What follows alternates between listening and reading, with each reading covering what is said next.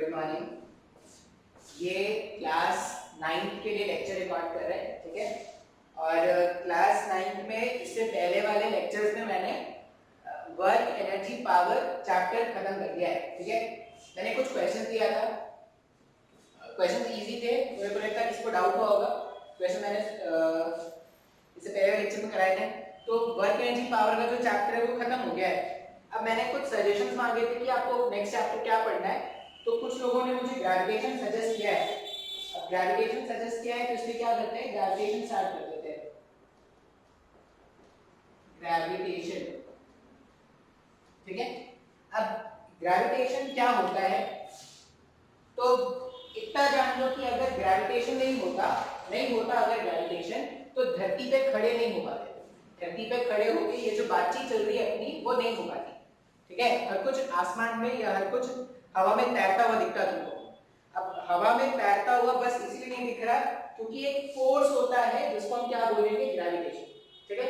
अब ग्रेविटेशन समझने के लिए हमको इंट्रोड्यूस करना पड़ेगा यहाँ पे एक टर्म मास, ठीक है। हमें इंट्रोड्यूस करना पड़ेगा मास, ठीक है। मास क्या होता है सर, तो मास जो है वो अमाउंट ऑफ मैटर प्रेजेंट है, amount of matter present in any substance. किसी भी सब्सटेंस में कितने इलेक्ट्रॉन्स, प्रोटॉन्स और दूसरे सब एटॉमिक पार्टिकल्स प्रेजेंट है, उन सब का जो सम होता है उसी को हम क्या बोलते हैं, मास बोलते हैं, ठीक है। अब मास को एक्सप्रेस कैसे करेंगे, मास को जनरली एक्सप्रेस करते हैं या तो ग्राम्स में या केजीज में। मास को जब हम एक्सप्रेस करेंगे तो जनरली या तो यूज करते हैं ग्राम या यूज करते हैं केजी। अब एक तो मास का ये डेफिनेशन हो गया। मास का एक और डेफिनेशन बता सकते हैं। मास का एक और डेफिनेशन क्या है, तो मास का एक और डेफिनेशन आएगा ग्रेविटेशन। पहले अब ये ग्रेविटेशन वर्ड जो है ना, इसे इंट्रोड्यूस कर देते हैं।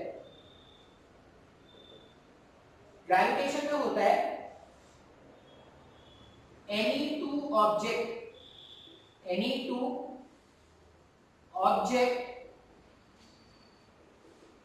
in this universe,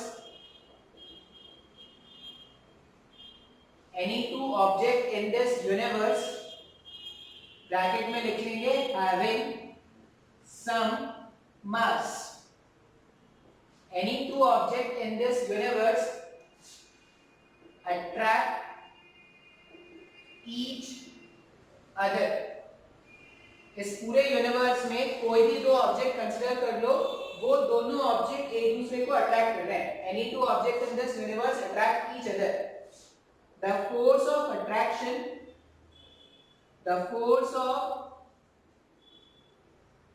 attraction between any two objects, the force of attraction between any two objects by virtue of their mass, is known as gravitation. बात समझ में आया क्या? हम क्या बोल रहे हैं, ग्रेविटेशन क्या है, तो इस यूनिवर्स में ऐसे कोई भी दो ऑब्जेक्ट्स जिनके पास मास है, वो क्या कर रहे हैं, वो एक दूसरे पर फोर्स अप्लाई कर रहे हैं। ऐसे कोई भी दो ऑब्जेक्ट इस पूरे यूनिवर्स में जिनके पास मास है, वो क्या कर रहे हैं, एक दूसरे पे फोर्स अप्लाई कर रहे हैं।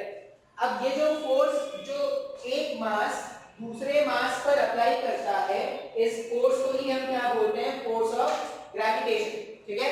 अर्थ के बारे में मैंने कुछ बोला ही नहीं है।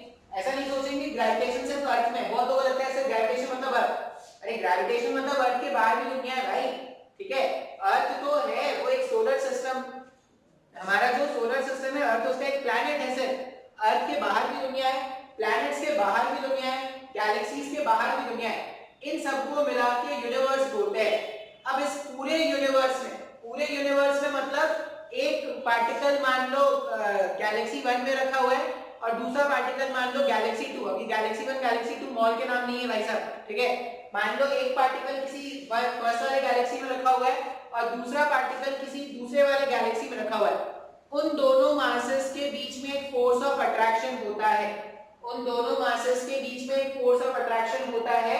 अब वो जो फोर्स ऑफ अट्रैक्शन पढ़ेंगे बिटवीन एनी टू मासेस, किसी भी दो मासेस के बीच में जो फोर्स ऑफ अट्रैक्शन होगा, इसी फोर्स ऑफ अट्रैक्शन को हम क्या करते हैं, ग्रेविटेशन बोलते हैं। तो हमेशा याद रखेंगे कि इस पूरे यूनिवर्स में कोई भी दो ऑब्जेक्ट्स जिनके पास मास है वो एक दूसरे पर फोर्स अप्लाई कर रहे हैं। अब वो जो फोर्स ऑफ अट्रैक्शन होता है उसी फोर्स को हम क्या बोलते हैं, फोर्स ऑफ ग्रेविटेशन। बात समझ में आया क्या, ग्रेविटेशन क्या है?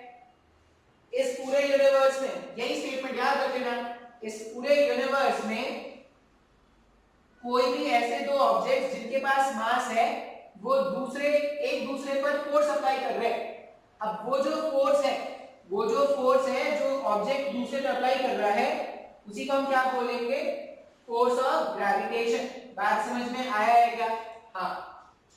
अब अगर ये ग्रेविटेशन वर्ड समझ में आ गया तो नेक्स्ट हम देखते हैं फोर्स ऑफ ग्रेविटी। अब ग्रेविटेशन और ग्रेविटी में क्या डिफरेंस है वो समझते हैं। एक बार व्हाइट बोर्ड थोड़ा रब कर लो बस। मैंने ग्रेविटेशन में बोला कि इस पूरे यूनिवर्स में कोई भी दो ऑब्जेक्ट कंसीडर कर लो, इस पूरे यूनिवर्स में कोई भी दो ऑब्जेक्ट कंसीडर कर लो, उनके बीच में जो फोर्स ऑफ अट्रैक्शन होगा, उनके बीच में जो फोर्स ऑफ अट्रैक्शन था उसी फोर्स को हम क्या बोल रहे हैं, उस फोर्स को हमने बोल दिया फोर्स ऑफ ग्रेविटेशन। तो फिर फोर्स ऑफ ग्रेविटी क्या है, सेम है क्या दोनों? ग्रेविटेशन फोर्स और ग्रेविटी फोर्स दोनों का मतलब सेम है क्या? नहीं, दोनों अंतर है, थोड़ा सा अंतर है।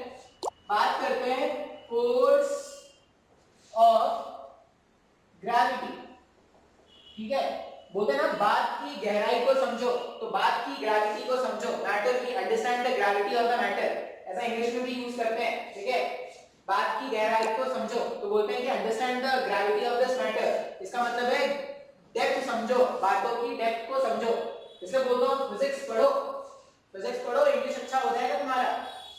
Force of gravity. अब हमने क्या बोला कि मेरे पास अगर दो मासेस हैं m1 और m2, कुछ सेपरेशन पे रख दिया दोनों को, m1 और m2 कुछ सेपरेशन पे रख दिया दोनों को, इन दोनों के बीच में एक फोर्स ऑफ अट्रैक्शन है, इन दोनों के बीच में एक फोर्स ऑफ अट्रैक्शन है। अब ये जो फोर्स ऑफ अट्रैक्शन था इसको क्या बोलते हैं, ग्रेविटेशन फोर्स बोला था, डेफिनेशन यही था ना। फोर्स ऑफ ग्रेविटी में क्या होता है, if either of the attracting object, if either of the attracting object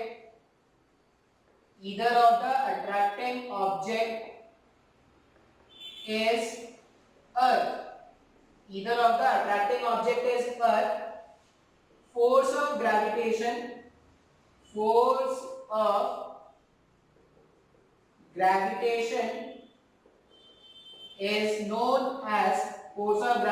is known as gravity. Force of gravitation is known as gravity. मतलब क्या है, m1 और m2 दो मासेस है।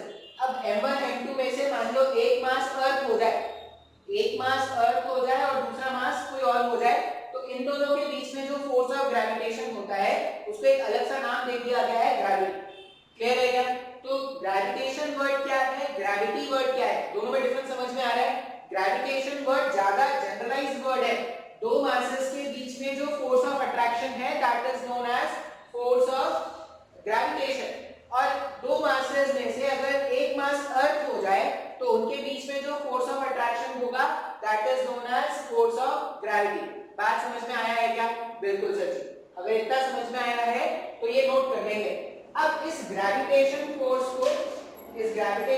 को बहुत लोगों ने स्टडी किया, मतलब ग्रेविटेशन जो था ना बहुत, अभी तो तुम्हें लग रहा है कि भाई हर कुछ नीचे क्यों चली जा रही है, ग्रेविटेशन है। कहीं से तुमने सुन लिया कि हर कोई नीचे क्यों है, ऊपर से कुछ ड्रॉप करके तो नीचे क्यों गिरता है, तो बोलते तो सिंपल सा कि ग्रेविटेशन है, सर ग्रेविटी है। लेकिन बहुत पहले सोचो, 1800 सेंचुरी में न्यूटन के टाइम पे चलते हैं, या न्यूटन से भी पहले चलते हैं, कॉपरनिकस के टाइम में अगर जाओगे तो ये जो ग्रेविटी वर्ड था ना बहुत बड़ा कंफ्यूजन था। अभी तो क्या बना बनाया कंसेप्ट है, बुक से पढ़ो और जान जाओ, और उसमें भी लोगों को लगता है टफ है यार। उस हिसाब से सोचो, जो चीजें तुम आज पढ़ रहे हो वो गैलीलियो, कोपरनिकस और न्यूटन को तुमसे आज से 200 साल पहले आता था, तो तुम वो ज्ञान सीख रहे हो जो उनको 200 साल पहले आता था, और फिर तुम आज बोलोगे अगर ये टफ है तो तुम गलत प्लैनेट पे हो भाई साहब। आज तुम्हारे लिए नहीं है, ये टफ नहीं है, बस समझने का फेर है। अगर समझ में आ गया तो बहुत ही आसान है। अब इसको स्टडी किसने किया था? तो अगर अपन स्टार्टिंग से बात करें तो कोपरनिकस ने स्टडी किया था, एरिस्टोटल ने भी कुछ बातें की थी, ठीक है। एरिस्टोटल ने मोशन जब स्टडी किया था तो एरिस्टोटल ने भी देखा था। लेकिन हम जो बात करेंगे ना, हम अब क्या करेंगे, सिर्फ फाइनल रिजल्ट के बारे में बात करते हैं। देखो हमारा जो दुनिया है या हमारी जो साइंस है ये बहुत ही मतलबी है। जो हमारा फिजिक्स है या जो साइंस है ना ये बहुत ही मतलबी है। मतलबी इन द सेंस क्यों है? क्योंकि जिनका भी रिजल्ट एक रिमार्केबल रिजल्ट है, मतलब जिनका भी एक्सपेरिमेंट से कुछ कंक्लूजन ड्रॉ हुआ था ना, बस हम उसी के बारे में पढ़ते हैं। वो जो फेल हो गए अपने एक्सपेरिमेंट्स में, वो जो साइंटिस्ट जो फेल हो गए अपने एक्सपेरिमेंट्स में, हम उनके बारे में नहीं पढ़ते। मतलब हमारा जो सोसाइटी है या हमारा जो फिजिक्स है या साइंस जो है वो बहुत ही मतलब इन द सेंस जो गलत है उसके बारे में हमको जानना ही नहीं। अब क्यों गलत है वो समझे भाई, हम तो बस सही जानेंगे। लेकिन जो रिसर्च करते हैं ना, तुमने सुना होगा पीएचडी कर रहे हैं, पीएचडी जो करते हैं वो क्या करते हैं, उनकी गलतियों को देखते हैं कि कहां वो गलत थे, क्यों उनका वो रिजल्ट नहीं आया, ठीक है। मतलब न्यूटन से पहले भी तो साइंटिस्ट हुआ करते थे, ऐसा तो था नहीं कि भाई न्यूटन ने स्टार्ट किया कि आज से जो होंगे मेरे तरह के लोग साइंटिस्ट कहलाएंगे, ऐसा तो था नहीं। न्यूटन से पहले भी बहुत सारे लोग थे, लेकिन न्यूटन क्या था ना, बहुत ही चालाक था। न्यूटन को क्या था, फिजिक्स आता था, जनरल फिजिक्स आता था, साथ ही साथ उसको मैथमेटिक्स भी आती थी। न्यूटन से पहले जो साइंटिस्ट थे वो फिलोसोफर्स थे, वो फिलोसफी में वो एक्सपेरिमेंट करके सोच समझ के वो बता तो देते थे कि ऐसा होता होगा ऐसा होता होगा, लेकिन कभी भी वो कोई मैथमेटिकल प्रूफ या मैथमेटिकल इक्वेशंस नहीं दे पाते थे। अब अगर वो मैथमेटिकल प्रूफ और मैथमेटिकल इक्वेशंस नहीं दे पाते थे तो लोग मानते ही नहीं थे उसकी बात को। क्यों मानेंगे? उनको लगता था कि भाई उसके मन में आया उसने बोल दिया। अब न्यूटन ने क्या किया ना, न्यूटन ने ये देखा कि जितने भी न्यूटन के एक्सपेरिमेंट या रिजल्ट है ना, मतलब जितना एक्चुअल में न्यूटन का नाम है ना, उसमें से कुछ पार्ट बहुत सारे लोगों से लिया गया। जैसे ये जो ग्रेविटेशन में न्यूटन्स फॉर्मूला अभी सीखेंगे, वो एक्चुअल में काम किया हुआ था केपलर का। केपलर नाम के एक साइंटिस्ट थे, उन्होंने क्या किया था, पूरा मोशन को एनालाइज किया था, प्लैनेट्स के मोशन को एनालाइज किया दिन रात एक करके, तब जाके उन्होंने केपलर के 3 लॉज बनाए थे। अब केपलर के लॉज को यूज करके न्यूटन ने क्या किया था, ग्रेविटेशन का एक फॉर्मूला डिराइव किया था। ऐसा न्यूटन ने किया था। अब न्यूटन क्यों कर पाया ये? क्योंकि न्यूटन चालाक, न्यूटन को मैथ्स आता था, फिजिक्स तो आता ही था, उसको साथ ही साथ मैथ्स भी आता था। इसलिए न्यूटन क्या करता था, एक्सपेरिमेंट्स का एक मैथमेटिकल फॉर्मूला ले आता था। तो लोगों को लगता था यार ये तो अलग ही इंसान है, ये तो जादूगर है भाई साहब, ये तो अलग अलग थ्योरी बता रहा है, अलग अलग फॉर्मूलाज बता रहा है। इसलिए आज के टाइम में न्यूटन का बहुत नाम है। लेकिन एक्चुअल काम जो है, अगर तुम ग्रेविटेशन चैप्टर के पॉइंट ऑफ व्यू से सोचोगे ना, तो केपलर का ही जो काम था या केपलर के जो एक्सपेरिमेंट थे उसको ही यूज करके ग्रेविटेशन ने फॉर्मूला बनाया है, न्यूटन ने ग्रेविटेशन का फॉर्मूला बनाया है। अब देखते हैं क्या फॉर्मूला बनाया है। तो स्टार्ट तो वहीं से करेंगे, स्टार्ट हम क्या करेंगे, Newton's law of gravitation, Newton's law of gravitation. अब ऐसा क्या है भाई न्यूटन्स लॉ ऑफ ग्रेविटेशन? तो न्यूटन ने कुछ एक्सपेरिमेंट्स किए थे, न्यूटन ने कुछ एक्सपेरिमेंट किए। मान लो एक ऑब्जेक्ट है जिसका मास है m1, दूसरा ऑब्जेक्ट है जिसका मास है m2, और इन दोनों के बीच का जो गैप है वो कितना है, स्मॉल है। इन दोनों के बीच का जो गैप है वो कितना है, स्मॉल है। अब न्यूटन ने क्या देखा कि ये जो m1 और m2, देखो केपलर या बाकी साइंटिस्ट से ये तो पता चल गया था कि इन दोनों के बीच में एक फोर्स ऑफ अट्रैक्शन है। दो ऑब्जेक्ट्स हैं, अगर इनके पास मासेस हैं तो इनके बीच में एक फोर्स ऑफ अट्रैक्शन होगा, ये पता था। लेकिन वो जो फोर्स है उसका कितना मैग्नीट्यूड है ये किसी को नहीं पता था। तो ये किसने फाइंड किया, ये फाइंड किया न्यूटन ने। न्यूटन ने क्या देखा, एक्सपेरिमेंट्स किया, और एक्सपेरिमेंट करने के बाद ऐसा देखा कि ये जो फोर्स ऑफ अट्रैक्शन होगा दोनों मासेस के बीच में, m1 और m2 के बीच में जो फोर्स ऑफ अट्रैक्शन होगा वो डायरेक्टली प्रोपोर्शनल है प्रोडक्ट ऑफ मासेस के। m1 और m2 के बीच में जो फोर्स ऑफ अट्रैक्शन है वो directly proportional product of masses के। मतलब उसने क्या देखा कि अगर मैं किसी भी ऑब्जेक्ट का मास इंक्रीज कर दूं, एक का इंक्रीज कर दूं, दोनों का इंक्रीज कर दूं, तो ये जो फोर्स ऑफ अट्रैक्शन है वो भी इंक्रीज हो जाए। तो अगर मास इंक्रीज करने से फोर्स ऑफ अट्रैक्शन इंक्रीज हो रहा होगा, मतलब डायरेक्टली प्रोपोर्शनल है क्या?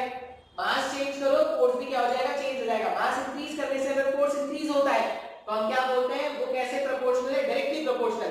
अच्छा, फिर न्यूटन ने एक्सपेरिमेंट किया और क्या देखा उसने? ये जो फोर्स है वो सेपरेशन के इनवर्सली प्रोपोर्शनल है, सेपरेशन के स्क्वायर के। यहाँ पे आर के लिखते हैं, यहाँ पे क्या लिख देते हैं? सेपरेशन लिख देते हैं। सेपरेशन के स्क्वायर के इनवर्सली प्रोपोर्शनल। इसका क्या मतलब है? उसने देखा कि अगर सेपरेशन आर है, मान लो किसी सेपरेशन आर पर फोर्स का एफ, किसी सेपरेशन आर पर फोर्स अगर एफ है, अगर मैंने सेपरेशन को 2 गुना कर दिया तो इनवर्स रिलेशन है। इसका मतलब क्या है? अगर सेपरेशन बड़ा होगा तो फोर्स का वैल्यू कम हो जाना चाहिए ना। तो अगर सेपरेशन r से बढ़कर 2r हो गया तो ये जो फोर्स है, ये फोर्स आधा नहीं हो रहा है, ये फोर्स क्या हो जा रहा है? इसका 1/4 हो जा रहा है। फिर उसने क्या देखा? अगर मैंने सेपरेशन को 3r कर दिया तो उसने देखा ये जो फोर्स है कम तो हुआ, लेकिन कम कितना हो गया? 9 टाइम्स से कम हो गया। इसका मतलब उसने क्या देखा कि ये सेपरेशन के इनवर्सली प्रोपोर्शनल नहीं है, ये सेपरेशन के स्क्वायर पर इनवर्सली प्रोपोर्शनल है। तो न्यूटन ने ये देखा कि जो दो ऑब्जेक्ट्स के बीच का फोर्स है वो m1 m2 पे डायरेक्टली प्रोपोर्शनल है और इनवर्सली प्रोपोर्शनल है सेपरेशन के स्क्वायर पे। अब अगर इन दोनों को कंबाइन करके देखा जाए तो फोर्स को ऐसा लिख सकते हैं क्या? m1 m2 अपॉन सेपरेशन को r लिख देते हैं, r का स्क्वायर। जो फोर्स का फॉर्मूला बनेगा ऐसा बनेगा, force is directly proportional to m1 m2 upon r square. अब फिजिक्स में ना ये कांस्टेंट प्रोपोर्शनैलिटी साइन अपने को नहीं पसंद, तो प्रोपोर्शनैलिटी साइन अपने को रिमूव करना है। अब कैसे करेंगे प्रोपोर्शनैलिटी साइन रिमूव? तो प्रोपोर्शनैलिटी साइन रिमूव करने के लिए एक कांस्टेंट से हमें मल्टीप्लाई करना पड़ता है। अब यहां पर भी कांस्टेंट लगाएंगे, तो कांस्टेंट लगाया गया। अब ये जो कांस्टेंट है ये किसने फाइंड किया है? कि न्यूटन ने फाइंड किया होगा अपने कैलकुलेशन के हिसाब से। उसने जो भी एक्सपेरिमेंट किया होगा उसके हिसाब से उसको लगा कि मासेस m1 m2 r2 के अलावा भी कुछ फैक्टर आना चाहिए। अब वो जो फैक्टर होता है ऐसा लिखते हैं, capital G m1 m2 upon r का स्क्वायर। अभी कैपिटल G क्या है भाई साहब? कैपिटल G इज यूनिवर्सल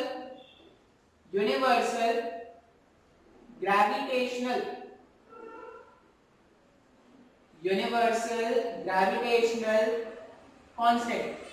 ये जो कैपिटल G है, कैपिटल G क्या है? Universal gravitational constant. यूनिवर्सल का मतलब है तुम पूरे यूनिवर्स में कहीं पर भी चले जाओ, तुम पूरे यूनिवर्स में धरती लोक पर चले जाओ, पाताल लोक पर चले जाओ, स्वर्ग लोक पे चले जाओ, नरक लोक पे चले जाओ, कोई भी लोक पे चले जाओ, इन एवरी लोक you will find the value of capital G is constant. अब अगर हर लोक में कैपिटल G का वैल्यू कांस्टेंट है, इसीलिए इसको क्या बोलते हैं? Universal gravitational constant. अब इसका जो वैल्यू फाइंड किया गया था कैपिटल G का वैल्यू कितना फाइंड किया गया था? 10 टू पावर -11। कैपिटल G का वैल्यू कितना था यार? वैल्यू याद नहीं आ रहा कैपिटल G का। 10 टू पावर -11 6.67 है, देख लेते हैं ऐसा ही था सर। 6.67 into 10 to power -11 ऐसा यूनिट्स में, ठीक है? आप इतना नोट करो, मैं एक बार कंफर्म कर लेता हूं यही वैल्यू है यार। 6.67 into 10 to power -11। स्टार्ट करते हैं, सही लिखा है 6.67 into 10 to power -11 एक ऐसा यूनिट। अब ना आपसे पूछा जाएगा कभी-कभी कि कैपिटल G का यूनिट क्या है वो बताओ, तो कैपिटल G का यूनिट देखते हैं। कैपिटल G का ऐसा यूनिट देख लेते हैं क्या होगा। वैल्यू क्या याद रखना है? 6.67 into 10 to power -11। वैल्यू बहुत ज्यादा है, बहुत बड़ा छोटा? 6.67 into 10 to power -11 मतलब बहुत छोटा हो गया। देखते हैं हमने क्या देखा, फोर्स का फॉर्मूला क्या है? Capital G m1 m2 upon r²। मुझे इस कैपिटल G का यूनिट फाइंड करना है, ऐसा यूनिट। अब जिसका भी ऐसा यूनिट फाइंड करना है उसको एक साइड रखेंगे, बाकी सबको दूसरे साइड भेज देते हैं। तो f times of r² upon m1 into m2, ये कैपिटल G हो जाएगा। अब अगर मुझे कैपिटल G का यूनिट फाइंड करना है तो एक एक करके सबका यूनिट रख देते हैं। फोर्स का यूनिट क्या होता है, ऐसा यूनिट इज 1 न्यूटन। आर का मतलब क्या होता है 1 मीटर स्क्वायर, केजी मतलब मास मतलब केजी, और दूसरे का मास भी मतलब केजी। तो कैपिटल जी का यूनिट जो आ रहा है वो newton metre square KG minus 2 आ रहा है, हाँ या ना। कैपिटल जी का वैल्यू एसआई स्टैंडर्ड्स में कितना आ जाएगा 6.67 into 10 to power minus 11 unit. अब ये कैपिटल जी का वैल्यू, ये कैपिटल जी का वैल्यू अगर देखोगे तो बहुत छोटा है, कैपिटल जी का वैल्यू बहुत छोटा है, इसीलिए क्या होता है दो ऑब्जेक्ट्स के बीच में आपको फोर्सेस नहीं दिखता। जैसे आप सोचोगे कि आपने बोला कि सर आप तो बोल रहे हो कि इस पूरे यूनिवर्स में किसी भी दो ऑब्जेक्ट के पास मास है तो वो एक दूसरे पे फोर्स अप्लाई कर रहे हैं, मैं और मेरा कोई फ्रेंड साथ साथ बैठे हैं, अब हमें तो कोई फोर्स ऑफ अट्रैक्शन दिख नहीं रहा। मान लो दो लोग हैं और दोनों के बीच का फोर्स ऑफ अट्रैक्शन देखना है मुझे, मैंने तुमको ये बता दिया कि फोर्स ऑफ अट्रैक्शन है, अब तुम बोलोगे सर मुझे तो नहीं दिख रहा कि फोर्स ऑफ अट्रैक्शन है, मुझे तो नहीं लगता कि सर कि दो मासेस के बीच में फोर्स ऑफ अट्रैक्शन है, आप झूठ बोल रहे हो। चलो देखते हैं। मान लो दो फ्रेंड है, ठीक है, दो फ्रेंड है, बहुत ही क्लोज फ्रेंड है, दो फ्रेंड है, बहुत ही क्लोज फ्रेंड है, लेकिन फ्रेंडली है, ठीक है, फ्रेंड से आगे नहीं है। दो लोग बहुत क्लोज लेकिन फ्रेंड से आगे नहीं सोचना उनको। अब दो लोग हैं और दोनों जो है ना एकदम भारी दोस्ती होगी, बहुत ही भारी दोस्ती है। भारी दोस्ती है मतलब पहले वाले का मास, भारी दोस्ती है मतलब पहले वाले का मास, पहले वाले ऑब्जेक्ट का मास कितना है, मान लो पहले वाले का मास m1 का वैल्यू मान लेते हैं 100 kg, मैंने बोला बहुत भारी दोस्ती है भाई साहब दोनों के बीच में। दूसरे वाले का मास इसको भी उतना ही भारी करते हैं 100 kg, 100 kg का m1, 100 kg का m2, और ऐसा मान लेते हैं कि दोनों के बीच में बहुत प्यार है, तो दोनों के बीच की जो दूरी है ना वो मात्र 100 मीटर 1 मीटर की है, ठीक है, 1 मीटर मतलब इतना, ये 1 मीटर, तो 100 kg दोनों के बीच की दूरी 1 मीटर। अब मुझे क्या करना है दोनों के बीच में, मैंने आपने बोला सर आपने बोला है कि फोर्स ऑफ अट्रैक्शन है, अब अगर फोर्स ऑफ अट्रैक्शन तो दोनों अट्रैक्ट होते हुए फिरेंगे, देखते हैं फोर्स ऑफ अट्रैक्शन कैलकुलेट करते हैं, देखते हैं। मान लो मैं कैलकुलेट करना चाहता हूं force on m1 because of m2, इसको कैसे पढ़ते हैं, इसको ऐसा पढ़ते हैं force on m1 because of m2। हमने फॉर्मूला क्या देखा था फोर्स का, capital G mass of first object mass of second object separation का स्क्वायर। तो फोर्स का वैल्यू अगर मैं लिखूंगा कैपिटल G के प्लेस में 6.67 into 10 to power minus 11, m1 के प्लेस में क्या लिखेंगे, m1 के प्लेस में लिख दिया 100, m2 के प्लेस में लिख दिया दोबारा से 100, और r के प्लेस में लिख दिया 1 का स्क्वायर।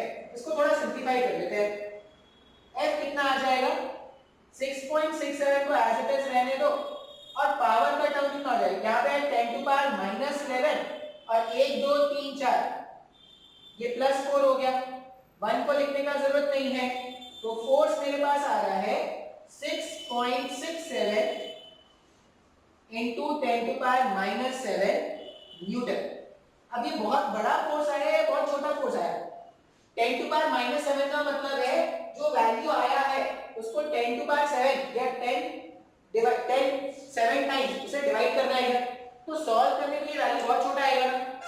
अब मैंने मासेस कितना ले लिया 100 kg, जनरली 100 kg के इंसान नहीं होते, एवरेज इंसान का वेट 60-70 के रेंज में होता है, ठीक है, और अगर तुम अपने और अपने फ्रेंड के हिसाब से सोचोगे तो तुम तो अभी बच्चे हो गए भाई, तो 50-60 के 50 हो गए तुम्हारे वेट, उससे ज्यादा होगी मास वेट नहीं, तुम्हारा मास 50 के आसपास होगा, उससे ज्यादा तो होगा नहीं, ठीक है। तो अगर तुम उस हिसाब से सोचोगे तो ये जो फोर्स डेवलप हो रहा है 100 kg के मासेस के बीच में अगर इतना कम फोर्स जनरेट हुआ तो 50-50 kg ऑब्जेक्ट के मासेस में तो और कम फोर्स जनरेट होगा। अब इतना छोटा फोर्स जो जनरेट हुआ है वो काफी नहीं होता एक्सेलरेशन क्रिएट कराने में, इसमें जो फोर्स लगेगा या इसमें जो फोर्स लगेगा उसका जो वैल्यू जनरेट हो रहा है बहुत छोटा आएगा, अब इतने स्मॉल मैग्नीट्यूड का फोर्स, इतने स्मॉल मैग्नीट्यूड का फोर्स काफी नहीं है फोर्स इसमें किसी भी ब्लॉक में M1 या M2 में एक्सेलरेशन क्रिएट कराने के लिए। इसीलिए हम क्या करते हैं, जब normal day to day life में दो मासेस के बारे में बात करेंगे, जैसे आपके और आपके फ्रेंड के बीच में, उनके बीच में फोर्स ऑफ अट्रैक्शन है, लेकिन उसका मैग्नीट्यूड इतना छोटा है कि उसका इफेक्ट देखा नहीं जा सकता। तो फिर ये क्यों पढ़ा रहे हो सर, जब इतना छोटा मैग्नीट्यूड का फोर्स है, कोई मतलब ही नहीं है, तो क्यों पढ़ा रहे हो? ये फोर्स ऑफ ग्रेविटेशन तब इसका इम्पैक्ट बहुत ज्यादा हो जाएगा जब आप सेलेस्टियल बॉडी या हेवनली बॉडीज के बारे में बात करोगे। जैसे इंसान का मास 100 केजी, अर्थ का मास कितना है? अर्थ का मास अगर देखोगे तो वो 10⁻24 के रेंज में होता है। सन का मास देखोगे तो 10⁻31 ऐसा कुछ रेंज में है। तो अगर 10⁻24 और 10⁻31 के रेंज का है, उस केस में ये जो फोर्स है वो सिग्निफिकेंट हो जाएगा। जी का वाली नो डाउट बहुत छोटा है, लेकिन अगर मासेस ऑब्जेक्ट के ज्यादा हो जाएंगे तो ये फोर्स भी अच्छा खासा हो जाएगा ना। इसीलिए जो भी ग्रेविटेशन फोर्स है वो हम कभी भी क्या करेंगे, दो नॉर्मल बॉडीज के बीच में बात नहीं करेंगे।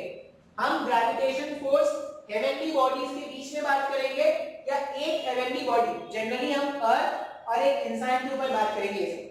अब सिंस अर्थ और मास, मान लो मैं बोल रहा हूं अर्थ और एक दूसरा मास है मान लो 50 केजी का, ये मान लो इंसान है, तो अर्थ का मास तो बहुत ज्यादा है ना, अर्थ का मास बहुत ज्यादा है, तो उसका अपने फोर्स का एक सिग्निफिकेंट वैल्यू आपको मिलेगा।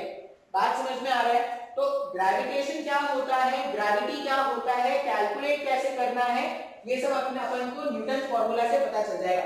न्यूटन फॉर्मूला में याद रखेंगे कि फोर्स ऑफ ग्रेविटेशन जो है उसका वैल्यू होगा capital G m1 m2 upon r square से, जहां पे capital G is a universal gravitational constant. Universal gravitational constant बोलने का मतलब है आप पूरे यूनिवर्स में कहीं पर भी चले जाओ, धरती लोक, पाताल लोक, स्वर्ग लोक, नरक लोक, घर का लोक, एवरी लोक, you can move to any लोक, you will find that value of capital G जो है वो क्या है, कांस्टेंट है।